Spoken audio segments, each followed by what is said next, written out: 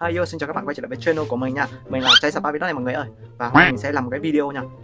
Vì một bạn nó nhờ mình làm nha mọi người ạ. Đấy, và hôm nay mọi người có thấy mình khác biệt gì không ạ? Đó, mọi người thấy chưa? 1, 2, 3, 3 cái lốt tai luôn ạ. Nếu bạn nào muốn bán lốt tai như mình á thì qua hiệu mà bán nha mọi người ạ. Bán về đến nhà không có nhà luôn mọi người. Ở đây chỉ là mấy cái mà đây nha, cho mọi người xem này. Đấy, là mấy cái mà kẹt tất cho mọi người.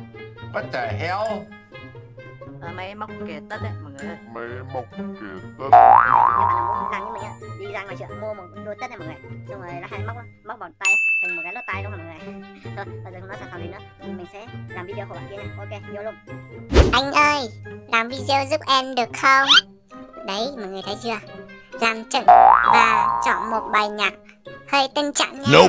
Đấy, ghê chưa? Nha. Và video của bạn này mình vẫn chưa xem nha mọi người. Mình sẽ cho các bạn xem luôn nha. Ok. Cái gì mà khói gì vậy cả?